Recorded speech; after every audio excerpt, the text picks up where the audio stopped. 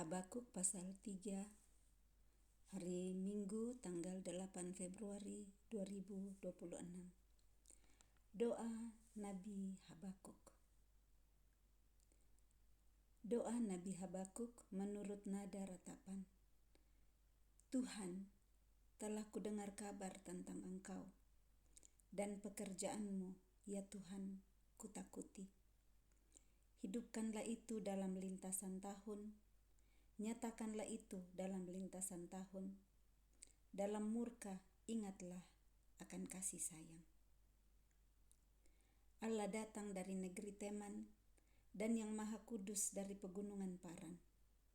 Keagungannya menutupi segenap langit dan bumi pun penuh dengan pujian kepadanya. Ada kilauan seperti cahaya, sinar cahaya dari sisinya, dan disitulah terselubung kekuatannya. Mendahulunya berjalan penyakit sampar, dan demam mengikuti jejaknya. Ia berdiri, maka bumi dibuatnya bergoyang. Ia melihat berkeliling, maka bangsa-bangsa dibuatnya melompat terkejut. Hancur gunung-gunung yang ada sejak purba, merendah bukit-bukit yang berabad-abad. Itulah perjalanannya berabad-abad. Aku melihat kemah-kemah orang Kus yang tertekan. Kain-kain tenda nada tanah Midian menggetar. Terhadap sungai-sungaikah ya Tuhan? Terhadap sungai-sungaikah murka-Mu bangkit? Atau terhadap lautkah amarah-Mu sehingga Engkau mengendarai kuda dan kereta kemenangan-Mu? Busur-Mu telah Kau buka, telah Kau isi dengan anak panah. Engkau membelah bumi menjadi sungai-sungai. Melihat Engkau gunung-gunung gemetar. Air bah menderu lalu.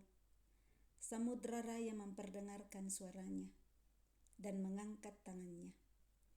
Matahari, bulan berhenti di tempat kediamannya karena cahaya anak-anak panah-Mu yang melayang melaju. Karena kilauan tombak-Mu yang berkilat. Dalam kegeraman Engkau melangkah melintasi bumi. Dalam murka Engkau menggasak bangsa-bangsa.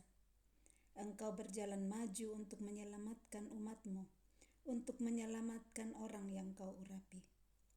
Engkau meremukkan bagian atas rumah orang-orang fasik, dan Kau buka dasarnya sampai batu yang penghabisan. Engkau menusuk dengan anak panahnya sendiri, kepala laskarnya yang mengamuk untuk menyerahkan aku dengan sorak-sorai, seolah-olah mereka menelan orang tertindas secara tersembunyi. Dengan kuda-Mu Engkau menginjak laut, timbunan air yang membuih. Ketika aku mendengarnya, gemetarlah hatiku. Mendengar bunyinya, menggigillah bibirku. Tulang-tulangku seakan-akan kemasukan sengal, dan aku gemetar di tempat aku berdiri. Namun dengan tenang akan kunantikan hari kesusahan yang akan mendatangi bangsa yang bergerombolan menyerang kami. Sekalipun pohon ara tidak berbunga, pohon anggur tidak berbuah, hasil pohon zaitun mengecewakan, sekalipun ladang-ladang tidak menghasilkan bahan makanan, kambing domba terhalau dari kurungan, dan tidak ada lembu sapi dalam kandang, namun aku akan bersorak-sorak di dalam Tuhan, beria-ria di dalam Allah yang menyelamatkan aku. Allah Tuhanku, itu kekuatanku. Ia membuat kakiku seperti kaki rusa. Ia membiarkan aku berjejak di bukit-bukitku. Habakuk pasal 3 menuliskan tentang doa Nabi Habakuk, dituliskan menurut nada ratapan. Habakuk berteriak kepada Tuhan, Tuhan, telah kudengar kabar tentang Engkau dan pekerjaan-Mu yang Tuhan, ya Tuhan, kutakuti.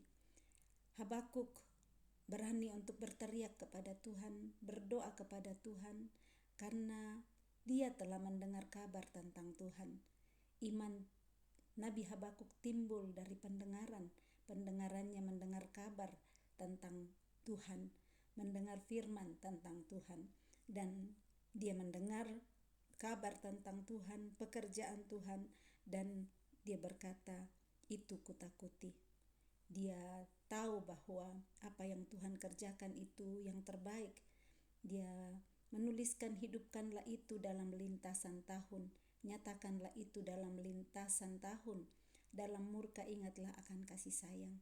Dari tahun ke tahun dia tahu dan dia dengar kabar bagaimana Tuhan itu baik, bagaimana Tuhan menolong bangsanya sebelumnya, menolong bangsa Israel di dalam perbudakan, mengeluarkan dari perbudakan, memimpin di dalam perjalanan di padang gurun. Bagaimana Tuhan selalu ada menolong di dalam setiap perkara. Nah, ada juga di mana Tuhan mendisiplinkan bangsanya. Dan di sini dia melihat bagaimana pendisiplinan Tuhan yang dia lihat sendiri dan dia rasakan sendiri, dan Tuhan sudah bukakan di Habakuk sebelumnya bahwa Tuhan sendiri yang membangkitkan orang Kasdim yang garang, bangsa yang garang, untuk memberikan pendisiplinan kepada umatnya yang tidak mempercayai dia, yang tidak taat kepada perintahnya.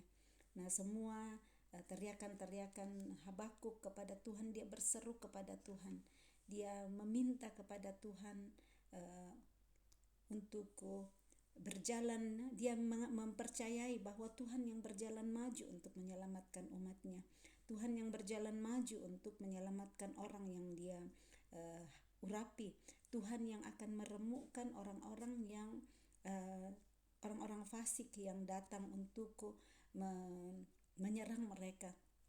Dan di situ dia amini, dia sadar di situ bahwa semua proses-proses yang dilewati dengan bangsa-bangsa yang kuat, yang garang, yang datang untuk menyerang mereka, dia tahu bahwa ada Tuhan di sana yang membela, Tuhan yang berdiri untuk menolong mereka, tetapi dia menerima juga pendisiplinan yang Tuhan berikan di sana. Dia mengerti saat Tuhan sudah membagikan kepada dia bagaimana Tuhan sudah ajarkan celaka di Habakuk pasal 2. Ada Tuhan sudah sampaikan di sana sampai 5 kali tentang apa-apa yang membuat orang bisa celaka, ya. Kita ingat sudah membaca itu di Habakuk pasal 2, bagaimana Tuhan berkata, celakalah orang yang mengambil laba yang tidak halal untuk keperluan rumahnya, celakalah orang yang mendirikan kota di atas darah dan meletakkan dasar benteng di atas ketidakadilan, celakalah orang yang memberi minum sesamanya bercampur amarah, bahkan memabukkan dia untuk memandang auratnya, celakalah orang yang berkata kepada sepotong kayu terjagalah dan kepada sebuah batu bisu bangunlah. Jadi hal ini yang Habakuk sadari kalau bangsanya sudah melakukan seperti itu, dan Tuhan memberikan pengertian sehingga dia percaya bahwa lewat proses pendisiplinan yang Tuhan berikan kepada umatnya ada kasih Tuhan di sana. Tuhan senantiasa mau untuk menyelamatkan umatnya. Dia sendiri yang ada di sana untuk menolong di dalam setiap perjalanan, di dalam setiap menjalani proses pembentukan Tuhan, sampai di situ dia berkata bahwa mulai dari ayat yang ke-13 di situ dia menyatakan betapa Tuhan yang akan membela mereka sendiri. Dia percaya, dia sudah menyatakan terlebih dahulu, engkau yang berjalan maju untuk menyelamatkan umatmu, untuk menyelamatkan orang yang kau urapi. Engkau yang meremukkan bagian atas rumah orang-orang fasik dan kau buka dasarnya sampai batu yang penghabisan. Engkau yang menusuk dengan anak panahnya sendiri, kepala laskarnya yang mengamuk untuk menyerahkan aku dengan sorak-sorai, seolah-olah mereka menelan orang tertindas secara tersembunyi. Dengan kudamu engkau menginjak laut, timbunan air yang membuih. Ketika aku mendengarnya, gemetarlah hatiku mendengar bunyinya. Menggigillah bibirku, tulang-tulangku seakan-akan kemasukan sengal, dan aku gemetar di tempat aku berdiri. Namun dengan tenang akan kunantikan hari kesusahan yang akan mendatangi bangsa yang bergerombolan menyerang kami. Dia berkata dengan tenang. Dia dengan tenang artinya dia mempercayai Tuhan akan sanggup Tuhan pada harinya akan datang mendatangi bangsa yang bergerombolan menyerang mereka. Dia percaya bahwa akan tiba waktunya Tuhan yang menolong untuk membebaskan mereka dari gerombolan bangsa yang menyerang mereka. Dan akhirnya di ayat 17 dia berani untuk berkata, dia berdoa, menaikkan doa kepada Tuhan yang berkata, sekalipun pohon ara tidak berbunga, pohon anggur tidak berbuah, hasil pohon zaitun mengecewakan. Tidak ada hasil, kelihatan tidak ada perubahan di depan semua, tidak ada hasil, pohon ara tidak ada bunganya, pohon anggur tidak berbuah, hasil pohon zaitun yang mereka tanam mengecewakan, sekalipun ladang-ladang tidak menghasilkan bahan makanan, kambing domba terhalau dari kurungan, dan tidak ada lembu sapi dalam kandang, semua sepertinya tidak ada harapan di depan. Tetapi dia mau bangkitkan semangatnya di ayat 18, namun aku akan bersorak-sorak di dalam Tuhan, beria-ria di dalam Allah yang menyelamatkan aku. Dia mau bersorak-sorak sekalipun belum ada apa-apa di depannya, tetapi dia memilih untuk bersorak-sorak di dalam Tuhan, bergembira karena Tuhan. Dia mau beria-ria di dalam Allah yang dia percaya menyelamatkan dia. Dan dia angkat kekuatan, tidak mau lagi nangis-nangis seperti di Habakuk pasal 1. Berapa lama lagi Tuhan aku berteriak tetapi tidak kau dengar, atau aku berteriak minta tolong penindasan tapi engkau tidak tolong. Dia ganti caranya, dia berkata aku akan bersorak-sorak di dalam Tuhan, beria-ria di dalam Tuhan yang menyelamatkan dia. Dia angkat imannya, dia berkata Allah Tuhanku itu kekuatanku, ia membuat kakiku seperti kaki rusa, ia membiarkan aku berjejak di bukit-bukitku. Kakinya tidak mau dia lemahkan, dia mengaku mempercayai bahwa dengan Tuhan sebagai kekuatannya, Allah Tuhannya itu kekuatannya yang menyelamatkan dia. Itu membuat dia percaya bahwa Tuhan membuat kakinya seperti kaki rusa kuat untuk berjejak di bukit-bukit. Kalau sebelumnya mungkin ada rasa lemah melihat tidak ada pohon zaitun tidak menghasilkan buah yang diharapkan, pohon ara tidak ada bunganya, berarti kalau tidak berbunga tidak akan ada buah, pohon anggur tidak menghasilkan buah, ladang-ladang semua tidak ada bahan makanan yang dihasilkan, kambing domba terhalau dari kandang, dari kurungan, tidak ada apa-apa lagi, lembu dan sapi, bisa membuat kaki gemetar, bisa membuat tidak ada kekuatan lagi. Tetapi saat dia bangkitkan imannya, bahwa dia berkata aku akan bersorak-sorak di dalam Tuhan, beria-ria dalam Allah yang menyelamatkan aku, maka di sanalah dia mendapat kekuatan baru. Allah Tuhanku itu kekuatanku.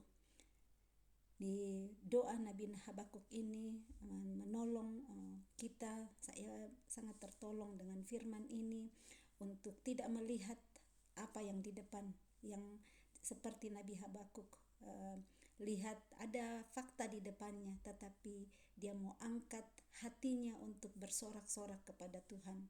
Dia mau bersorak-sorak karena Tuhan, dia mau beria-ria di dalam Allah yang menyelamatkan dia. Dia percaya bahwa Tuhan sanggup menyelamatkan, dan Tuhan memberikan kekuatan baru saat dia mempercayakan kepada Tuhan.